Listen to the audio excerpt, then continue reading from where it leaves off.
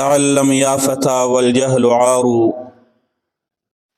تعلم یا فتى والجهل عار، ولا يرضى بها إلا حمار. ألم تعلم بأن الجهل ظلم، ألم تعلم بأن الجهل ظلم، جزاء الظلم عند الله نار. لائق ست تعظیم و تکریم میرے واجب الاحترام حضرت مفتی صاحب، حضرات سامعین کرام، قابل قدر دوستوں اور بھائیوں، گھروں میں پردہ نشین میری مائیں بہنیں بیٹی ہے، یہ آپ حضرات کی خوش قسمتی ہے کہ حضرت مفتی صاحب کی 3 دہائیوں سے آپ حضرات خدمات حاصل کر رہے ہیں. سامنے تعریف کرنے سے تو پیغمبر علیہ السلام نے منع فرمایا ہے، مگر اما بنعمت ربک فحدث کے طور پر عرض کرتا ہوں تحدیث بالنعمہ. جو کام آپ حضرات کی مسجد میں ہو رہا ہے، رب جانتا ہے پہلے زمانے میں یہ کام یہاں نہیں ہوتا تھا. اس ترجمہ اور تفسیر کے لیے سینکڑوں میل سفر کر کے پنجاب میں پڑھنا پڑتا تھا. بڑی دشواریوں کے بعد یہ علم حاصل ہوتا تھا. یہ اللہ تبارک و تعالی کا فضل و کرم ہے کہ آپ حضرات کی مسجد میں تفسیر کی ابتدا ہو رہی ہے. اور اب بھی میں عرض کر دوں کہ ابھی بھی کوئٹہ کے علاقے میں اتنے زیادہ کام یہ یہاں نہیں ہو رہا ہے. طلباء اکثر پنجاب جاتے ہیں. یہ استعداد اور توفیق بہت کم لوگوں کو اللہ تعالیٰ عنایت فرماتا ہے. آپ حضرات کو اللہ تبارک و تعالیٰ نے رحمت کی نگاہ سے دیکھا ہے، جس کی وجہ سے آپ کی مسجد میں تفسیر و قرآن پاک پڑھائی جاتی ہے. آج کے عنوان کے لیے میں نے جس آیت کا سہارا لیا ہے، کتاب انزلناہ الیک لتخرج الناس من الظلمات الی النور. کتاب نے کی ایسی کتاب ہے، علماء جانتے ہیں، طلباء جانتے ہیں، یہ نکرہ ہے اور اس کے بعد فعل آیا ہے، یہ آپس میں موصوف صفت بنتے ہیں. یہ ایسی کتاب ہے. پھر حضرت مفتی صاحب بیٹھے ہیں، اگر تنوین کو تعظیم کا مانا جائے تو اس کا ترجمہ اردو میں یہ ہوتا ہے یہ وہ عظیم کتاب ہے. کتاب انزلناہ الیک، یہ وہ عظیم کتاب ہے جس کو ہم نے آپ کی طرف نازل فرمایا ہے. لتخرج الناس من الظلمات الی النور، تاکہ قرآن کریم کے ذریعے سے لوگوں کو آپ اندھیرے سے نکال کر روشنی کی طرف لے جائے. پتہ چلا کہ ہمارے پاس جو قرآن کریم ہے یہ اندھیروں میں روشنی کا کام کرتا ہے. یہ وہ کتاب ہے کہ جو انسانیت کو اندھیروں سے نکال کر روشنی کی طرف لے جانے والی ہے. خار مذلت میں پڑے ہوئے لوگوں کو قرآن کریم اوج سریہ تک پہنچا دیتی ہے، بھٹکے ہوئے لوگوں کو راہ راست دکھاتی ہے. یا سادہ الفاظ میں آپ حضرات یہ سمجھے کہ قرآن کریم وہ کتاب ہے کہ انسانیت اگر اپنے رب سے دور ہو گئے ہیں، لوگ اگر اللہ تعالیٰ سے بچھڑے ہوئے ہیں، یہ وہ کتاب ہے جو اپنے رب سے جوڑ لیتی ہے. قرآن کریم مکمل دستور حیات ہے، منشور حیات ہے، قانون حیات ہے. بلکہ میں اس سے بڑھ کر آپ حضرات کو بتا دوں کہ قرآن کریم آب حیات ہے. حدیث کی کتابوں میں آتا ہے، پیغمبر علیہ السلام فرماتے ہیں قرآن کریم سے برکتیں حاصل کر لیا کرو، فَإِنَّهُ كَلَامُ اللَّهِ وَخَرَجَ مِنْهُ، اس لیے کہ یہ اللہ کا کلام ہے اور اللہ ہی سے صادر ہوا ہے.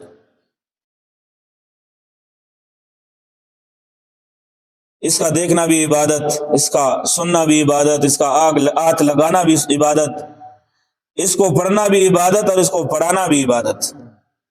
ہم بڑے خوش نصیب لوگ ہیں، ہمارے پاس قرآن کریم ہے، ہمارے گھروں میں ہے، ہماری مسجدوں میں ہے، ہماری دکانوں میں ہے.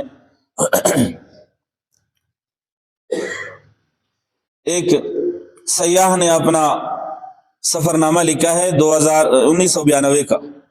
عجیب تعجب کی بات ہے، خدا کی قسم ہم اللہ کا شکر ادا کریں. انہوں نے لکھا ہے کہ میں تاشقند گیا 1992 میں، اتنے دیر کی بات نہیں ہے اور دور کی بات بھی نہیں ہے، 1992 تو ابھی گزرا ہے. انہوں نے لکھا ہے کہ میں جب تاشقند گیا تو ایئرپورٹ پر ایک خاتون سے میری ملاقات ہو گئی، ملاقات تو نہیں ہوئی، البتہ میں جا رہا تھا، وہ پیچھے پیچھے تیز قدموں آئی اور مجھے بتا دیا انگریزی میں، کیا مسلمان ہے؟ میں نے کہا ہاں میں مسلمان ہوں۔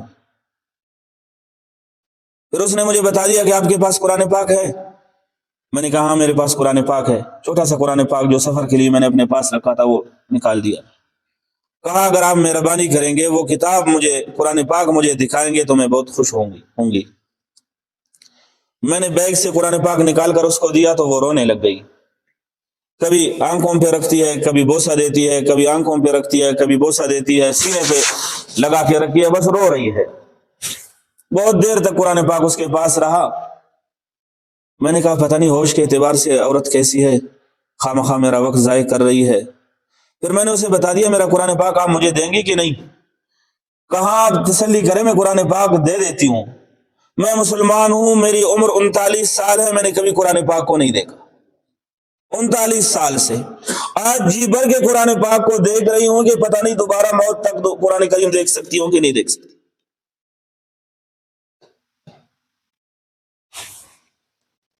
ہماری مسجدوں میں ہے، ہمارے گھروں میں ہے، ہمارے بچوں کے ہاتھ میں ہے، اس پر ہم اللہ کا جتنا شکر ادا کرے وہ کم ہے۔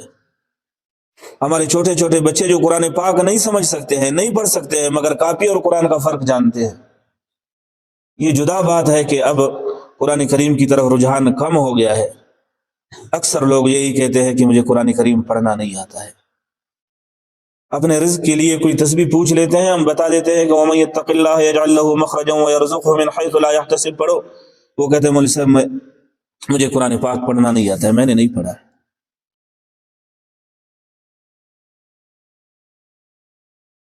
یہ اللہ کی بہت بڑی نعمت ہے، قرآن پاک ہمارے پاس موجود ہے، ہر طرح سے موجود ہے، ہر اعتبار سے موجود ہے۔ مسجدیں قرآن پاک سے بری ہوئی ہے، گھروں میں ہے، دکانوں میں ہے۔ آپ دیکھتے ہیں پروموٹل کی دکانوں میں چھوٹے چھوٹے بچے وہاں سے سودا سلف بھی دے رہے ہوتے ہیں اور ان کے پاس قاعدہ بھی ہوتا ہے اور قرآن پاک بھی ہوتا ہے، وہ پڑھ رہے ہوتے ہیں۔ کراچی کے ایک اسٹیل مل والے نے اپنا واقعہ لکھا ہے، اس نے کہا کہ میں ماسکو چلا گیا، روس، 1973 کی بات ہے۔ اس نے کہا میں سرکاری اعتبار سے میں وہاں ماسکو چلا گیا تو میں تھا مسلمان، میں نے اپنے دوستوں کو بتا دیا کہ بھئی نماز کا وقت ہے، میں مسلمان ہوں۔ اسٹیل مل کی اپنی بات ہے مگر مسلمانی کی اپنی بات ہے۔ اسلام کا اور ایمان کا اور قرآن پاک کا اور مسجد کا قدر ہمیں تب معلوم ہوتا ہے جب ہم باہر جائیں گے۔ تو دوستوں نے بتا دیا معذرت کے ساتھ آپ ہمارے مسلمان بھائی ہیں، لیکن یہاں جتنی مسجدیں ہیں وہ سب کے سب گودام بنایا گیا ہے، مسجدوں کو گودام بنایا گیا ہے۔ بھئی کیوں مسجدوں کو گودام بنایا گیا ہے؟ کہتے ہیں دیکھیں جو کمرے ہوتے ہیں وہ چھوٹے چھوٹے ہوتے ہیں، مسجدیں تو ہال کی طرح ہوتی ہے، اس میں سامان رکھنا آسان ہوتا تھا، اس وجہ سے ہم نے مسجدوں کو وہاں کے لوگوں نے مسجدوں کو ہال بنایا ہے، گودام بنایا ہے، ہال ہونے کی وجہ سے۔ تاہم 2 مسجدیں ایسی ہیں جن کو گودام ابھی تک نہیں بنایا ہے، تلاش کرتے ہیں کہ چابی کس کے پاس ہے۔ یہ کہتے ہیں کہ انہوں نے مجھے مسجد دکھائی، میں مسجد گیا، مسجد کے قریب ایک بندے کا گھر تھا، تو اس دروازے کو میں نے کھٹکھٹایا، میں نے کہا یہ مسجد کی چابی دے دے۔ وہ مسجد کی چابی دے دے کے الفاظ سن کر وہ حیران رہ گیا، یہ کیسا بندہ ہے جو آج مسجد کی چابی مانگ رہا ہے۔ اس نے کہا مسجد کی چابی لے آتا ہوں، اندر جائیں گے آپ، جو جانے آپ جانے، آپ کا کام جانے، اس سے پھر میرا کوئی تعلق نہیں ہے کہ اندر جانے کے بعد آپ کے ساتھ کیا ہوتا ہے۔ اس نے کہا آپ چابی دے دے، میں سرکاری طور پر آیا ہوں۔ مسجد کی چابی اس کو دے دی گئی، مسجد کھولا، یقین جانے اس نے لکھا ہے کہ مسجد سالوں سے صفائی نہیں ہو رہی تھی۔ یہ جو ہماری مسجد رنگ و روغن ہے، روزانہ اس کو جھاڑو لگتا ہے، آمد و رفت ہے، یہ اللہ کی بڑی نعمت ہے۔ کہا میں نے مسجد کی صفائی کر لی، پھر اس کے بعد انتظار کیا، کوئی بھی نہیں آیا، بجائے جماعت کے ساتھ جمعہ پڑھنے کے میں نے اکیلے نماز پڑھنے لگ گیا۔ پہلے میں نے آذان کہی، آذان کہتے ہی چھوٹے چھوٹے بچے میرے پاس آ گئے، جمع ہو گئے، وہ حیران رہ گئے کہ یہ آواز کہاں سے آ رہی ہے، یہ کیسی آواز ہے جو ہمیں سنائی دے رہی ہے۔ میں نے اذان کہی، پھر اس کے بعد ظہر کی نماز پڑھی، ظہر کی نماز پڑھنے کے بعد میں نے دیکھا تو میرے پاس چھوٹے چھوٹے بچے بھی جمع ہیں، عورتیں بھی جمع ہیں، بوڑھے بھی جمع ہیں۔ ان میں سے کسی ایک نے شاید کسی بچے کو سمجھایا تھا کہ آپ ایسا کریں، اس کو بتا دے کہ آپ کی چائے ہمارے پاس ہے۔ ایک بچے نے پرخلوص انداز میں مجھے بتا دیا کہ نماز پڑھنے کے بعد آپ ہماری بیٹھک آ جائیں، وہاں آپ کی چائے ہے۔ کہا کہ اس نے اتنے درد بھرے انداز میں مجھے بتا دیا کہ مجھ سے رہا نہ گیا، میں وہاں چلا گیا۔ وہاں گیا تو وہاں انہوں نے پہلے سے چائے تیار کر رکھی تھی۔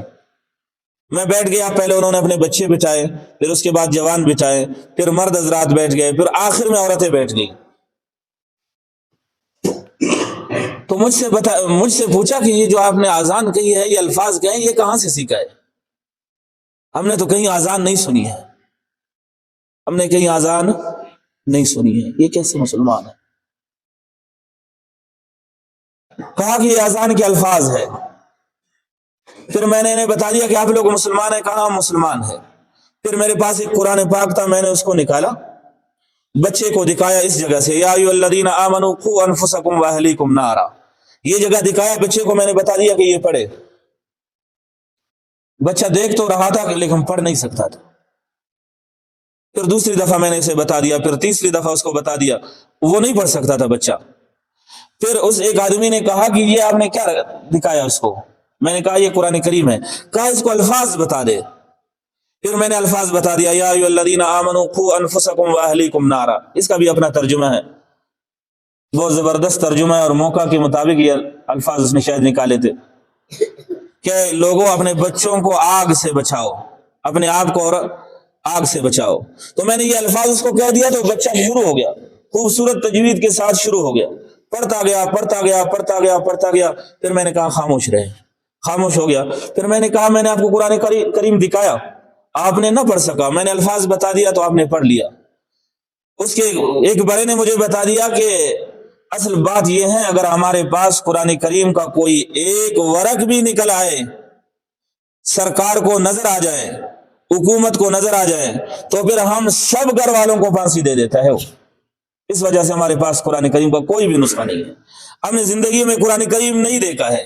بس یہ ہے کہ ہمارے پرانے حافظ صاحب ہے، وہ درزی کا کام کرتا ہے، کوئی اور کام کرتا ہے، ہم بچے کو درزی کے کام سیکھنے کے بہانے سے بھیج دیتے ہیں، وہ روزانہ 2 آیتیں 4 آیتیں اس کو سکھا دیتا ہے، اور اس طرح وہ قرآن دے کے بغیر قرآن کریم کے حافظ بنتے ہیں۔ ہمارے ہاں تو قرآن کریم کی لاتعداد نسخے موجود ہیں، ہم اس پر اللہ تعالیٰ کا جتنا شکریہ ادا کرے وہ بہت کم ہے۔ اللہ کی قسم اگر ہم قرآن کریم سے روگردانی کریں گے، پھر یہ زمانہ آئے گا، یہ زمانہ آئے گا، ہم ان سے زیادہ اچھے نہیں ہیں۔ قرآن کریم کی اپنی تاثیر ہے۔ حدیث کی کتابوں میں آتا ہے، ایک صحابی رسول ہے، تہجد میں قرآن پاک پڑھ رہا ہے، سامنے گھوڑا بھی باندھا ہوا ہے اور چارپائی پر بچہ بھی لیٹا ہوا ہے۔ جب قرآن کریم پڑھتا ہے تو وجد میں آتا ہے، قرآن کریم کا اپنا سرور ہے، جس کو خوبصورت پڑھنا آ جائے اس کا دل نہیں بھرتا۔ صحابی رسول تہجد میں قرآن پاک پڑھ رہا ہے، کبھی سرور آتا ہے تو بلند آواز سے پڑھتا ہے، جب بلند آواز سے پڑھتا ہے تو گھوڑا بدکنے لگتا ہے، شرارت کرنے لگتا ہے، پھر اسے خیال آتا ہے کہ کہیں ایسا نہ ہو کہ گھوڑا کا پاؤں بچے پر نہ جائے، پھر ذرا ہلکی پڑتا ہے، پھر وجد آتا ہے، پھر تیز پڑتا ہے، پھر اسی طرح کا واقعہ ہوتا ہے، ڈر لگتا ہے اسے۔ ساری رات اسی طرح گزر گئی، تہجد سے فارغ ہو گیا، دعا کی، ہاتھ اٹھائی دعا کے لیے، دیکھا کہ چھوٹے چھوٹے روشنیاں ہیں، وہ آسمان کی طرف جا رہے ہیں۔ اپنے غم کے مداوا سیدنا محمد رسول اللہ صلی اللہ علیہ وسلم کو صبح عرض کیا، اللہ کے رسول میں نے ساری رات یہ واقعہ دیکھا ہے، میرے ساتھ یہ ماجرا پیش آیا۔ پیغمبر علیہ السلام نے فرمایا، اگر تم تلاوت بند نہ کرتا اور صبح لوگ نماز کے لیے مسجد نبی کے گلیوں میں آتے، وہ جو روشنیاں تھی وہ فرشتے تھے، اگر تم تلاوت بند نہ کرتا دن کو، یہ لوگ فرشتوں کو دیکھ لیتے۔ یہ ایک ایسی مثال ہے جس کو پیغمبر علیہ السلام نے واضح کر دیا کہ یہ صبح تک دیکھ لیتے، ورنہ ہم دیکھے یا نہ دیکھے فرشتے ہمارے مجلسوں میں موجود ہوتے ہیں۔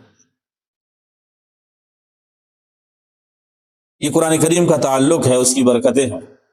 حدیث کی کتابوں میں آتا ہے، سیدہ فاطمہ الزہرا رضی اللہ تعالی عنہا نے سردی کی راتوں میں وہ لمبی لمبی رکعتیں پڑھتے تھے۔ اب تو ہمیں شکایت ہوتی ہے نا کہ فجر کی نماز میں لمبی تلاوتیں ہوتی ہے، جس کی وجہ سے ہمیں بہت دشواری ہوتی ہے۔ لمبی لمبی رکعتیں پڑھتی تھی سیدہ فاطمہ الزہرا رضی اللہ تعالی عنہ، سردی کی رات ہے اور لمبی لمبی راتیں ہیں، لمبی لمبی تلاوت کرتی تھی۔ ساری رات اس نے 2 رکعت پڑھی تہجد کی، دیکھا کہ وقت بالکل آخر کو ہے، ہاتھ اٹھا کے رونے لگ گئی، شکایت کی، یا اللہ تیری سردی کی راتیں کتنی چھوٹی ہے جس میں 2 رکعت سے بڑھ کر نماز پڑھنے کی توفیق نہیں مل رہی ہے۔ ان کی تلاوتیں پوری نہیں ہوتی تھی اور ہماری نیندیں پوری نہیں ہو رہی۔ 8 گھنٹے سوتے ہیں فجر کی نماز میں، آپ لوگ پھر بھی اللہ کا شکر ادا کریں، آپ لوگ پھر بھی اللہ کا شکر ادا کریں۔ 4 صفحے آپ کی مسجد میں نمازیوں کے ہیں، ایسی مسجدیں بھی ہیں 2-4 آدمی ہیں، اللہ معاف فرما دے، اقامت کرنے والا نہیں ہوتا ہے ان 4 آدمیوں میں، وہ 4 آدمی اقامت کے الفاظ ادا نہیں کر سکتے ہیں، وہی امام نماز بھی پڑھاتا ہے، وہی امام اقامت بھی کرتا ہے، دیکھا ہے ہم نے۔ یہ اللہ کا شکر ہے کہ آپ کے ہاں تو نمازیوں کی تعداد زیادہ ہے۔ آپ اندازہ لگائے جس کو اقامت کرنا نہیں آتا ہے اس کا کلمہ پڑھنا کیسا ہوگا، اور جس کو کلمہ نہیں آتا ہے اس کا ایمان کس درجہ کا ہوگا۔ حدیث کی کتابوں میں آتا ہے، یہ آخری الفاظ حدیث کے بتا کر پھر بات ختم کر دیتا ہوں۔ حدیث کی کتابوں میں آتا ہے، پیغمبر علیہ الصلوۃ والسلام فرماتے ہیں سیأتی زمان علی امتی، میں اس بات پر یہ عرض کر رہا ہوں کہ لوگوں کو اقامت کرنا نہیں آتا ہے۔ سیأتی زمان علی امتی، میری امت پر ایک ایسا زمانہ آئے گا یفرون من العلماء والفقہاء، میری امت کے عام لوگ میری امت کے علماء اور فقہاء سے بھاگ جائیں گے۔ حالا مولوی صاحب رہا دے، مولوی صاحب روان دے، وہ گلی بدل دی اس نے، مولوی صاحب وہاں سے آ رہا ہے گلی بدل دی اس نے، کہیں ایسا نہ ہو کہ اس کے ساتھ الیک سلیک ہو جائے۔ یفرون من العلماء والفقہاء، میری امت کے عام لوگ میری امت کے علماء اور فقہاء سے بھاگ جائیں گے، تعلقات نہیں بنائیں گے، ان سے ان کو چڑ ہوگا۔ فَيَبْتَلِيهِمُ اللَّهُ بِثَلَاثِ بَلِيَّاتٍ، پھر ایسے لوگوں کو اللہ تبارک و تعالی 3 پریشانیوں میں مبتلا فرمائیں گے۔ اب دیکھو حدیث کا یہ ٹکڑا جس کا میں نے ترجمہ کیا ہے، یہی زمانہ ہے جس کے لیے پیغمبر نے فرمایا ہے۔ علماء کو ہم دیکھتے ہیں تو ہمیں بالکل پسند نہیں ہوتا ہے، علماء سے بھاگ رہے ہیں ہم لوگ، فقہاء سے بھاگ رہے ہیں ہم لوگ، مسائل ان سے نہیں پوچھ رہے ہیں۔ آج کل تو یہ ہے کہ سیدنا یوسف علیہ السلام کا اگر کوئی واقعہ بیان کرے، مولوی صاحب ایک دوست نے بتا دیا، اس نے کہا کہ ہمارے مولوی صاحب نے تفسیر میں سیدنا یوسف علیہ السلام کا واقعہ بیان کیا، ایک آدمی نے مسلسل سنا، سورۃ یوسف ختم ہو گیا، پھر اس کے بعد اس نے مجھے بتا دیا یار یہ واقعہ جو مولوی صاحب نے بتایا نا، یہ حضرت یوسف علیہ السلام کے واقعے میں نہیں ہے، اس نے اپنی طرف سے بتایا، پتہ نہیں کہاں سے بتایا۔ وہ مولوی صاحب تھا، اس نے کہا کہ آپ کو کیسے پتہ چلا کہ یہ واقعہ حضرت یوسف علیہ السلام کا نہیں ہے؟ اس نے کہا میں نے یوسف علیہ السلام کی ساری فلمیں دیکھی ہے۔ کیا دیکھا ہے؟ ساری فلمیں دیکھی ہے، یہ بات اس میں نہیں تھا۔ یہ علماء سے بھاگنا نہیں اور کیا ہے؟ یوسف علیہ السلام کی ساری فلمیں دیکھتا ہے مگر مولوی کی بات نہیں سنتا ہے، ساری بات اس نے کہا میں نے ساری فلمیں دیکھی ہے، یہ واقعہ اس میں نہیں ہے، مولوی صاحب نے اپنی طرف سے بتایا ہے۔ یفرون من العلماء والفقہاء فیبتلیہم اللہ بثلاث بلیات، جب میری امت کے لوگ علماء سے بھاگ جائیں گے، فقہاء سے بھاگ جائیں گے، تو 3 طرح کی مصیبتوں میں وہ گرفتار ہو جائیں گے۔ یرفع البرکۃ من کسبہم، اللہ تبارک و تعالی ان کے مال سے برکت اٹھا لیں گے۔ پہلے زمانے میں ایک کماتا تھا، 10 کھاتے تھے، علماء سے محبت تھی، وہ میرے اور آپ کے والد تھے، ایک کماتا تھا، والد کماتا تھا، 10 کھاتے تھے، برکتیں تھی۔ اب ایک آدمی 2 دفعہ کام کرتا ہے، 2 شفٹ میں کام کرتا ہے، صبح ایک اور جگہ کام کرتا ہے، ظہر کو شام کو دوسری جگہ کام کرتا ہے، مگر برکتیں بالکل نہیں ہے۔ 2 دفعہ کام کرنے کے باوجود بھی، 2 شفٹوں میں کام کرنے کے باوجود بھی گھر میں کچھ بھی نہیں، کھانے کے لیے کچھ ملتا نہیں ہے۔ یرفع البرکۃ من کسبہ۔ اور نمبر 2، پیغمبر علیہ السلام نے فرمایا فیسلط اللہ علیہم سلطانا ظالما، پھر اللہ تبارک و تعالی ان پر سربراہ ظالم مقرر فرمائیں گے۔ اب ظالم سربراہ مقرر فرمائیں گے، اس کی تفسیر میں نہیں کرتا، اس کی تفصیل میں نہیں جاتا، اس لیے کہ کون نہیں جانتا ہے کہ اب ہمارے اوپر کون مقرر ہے اور کون مسلط ہے۔ یہ تب بھی برداشت کی باتیں ہیں۔ آخری جو لفظ ہے، تیسری جو شرط ہے، وہ بہت ہی مشکل ہے اور بہت ہی سخت ہے۔ پیغمبر علیہ الصلوۃ والسلام نے فرمایا جب یہ اس طرح کریں گے تو یخرجون من الدنیا بغیر ایمان، پھر یہ لوگ دنیا سے ایسے چلے جائیں گے کہ ان کے دل میں ایمان نہیں ہوگا۔ یخرجون من الدنیا بغیر ایمان، حدیث کے الفاظ ہیں۔ وہ دنیا سے اس حال میں دنیا سے اس حال سے نکل جائیں گے کہ ان کے دل میں ایمان نہیں ہوگا۔ یہ اس وجہ سے کہ وہ اپنے علماء کے ساتھ تعلق نہیں کرتے ہیں، اس وجہ سے کہ وہ فقہاء کے ساتھ تعلق نہیں کرتے ہیں، پھر اپنی مرضی کرتے ہیں۔ آپ دیکھ رہے ہوتے ہیں کہ پہلے لوگ اپنی بیویوں کو خاکم بدان اپنی بیویوں کو طلاق دیتے ہیں، اس کے بعد مولوی کے پاس آتے ہیں، مولوی صاحب میں نے یہ کام کر دیا۔ آپ کے ہاں یہ ہوتا ہے کہ نہیں ہوتا؟ ہمارے پاس تو ہمیشہ یہی ہوتا ہے، مولوی صاحب میں نے بیوی کو طلاق دیا، اب کیا ہوگا؟ سب سے بڑا کام ہلکا کام یہی رہ گیا تھا، جو پہلے بیوی کو طلاق دے دیا پھر مولوی کے پاس آ گیا، اب کیا ہوگا؟ وہ جو کر دیا وہ ہو گیا، اب کیا ہوگا؟ کیا باقی کیا رہ گیا ہے کہ جو ہوگا کیا؟ اس وجہ سے اپنے علماء کے ساتھ تعلق بنائیں، مفتی صاحب کے درس و تدریس میں بیٹھے رہیں، اور اللہ کا شکر ادا کرے کہ آپ کے اپنے گھروں میں، یعنی یہ آواز آپ کے گھروں تک بھی تو جا رہی ہے، آپ کے اپنے گھروں میں آپ کی پڑھائی ہو رہی ہے، آپ کی اپنی مسجد میں پڑھائی ہو رہی ہے۔ اس پر اللہ تعالیٰ کا جتنا شکریہ ادا کرے وہ کم ہے۔ اللہ تبارک و تعالیٰ ہمیں سمجھنے اور اس پر عمل کرنے کی توفیق نصیب فرما دے۔ وآخر دعوانا الحمدللہ رب العالمین۔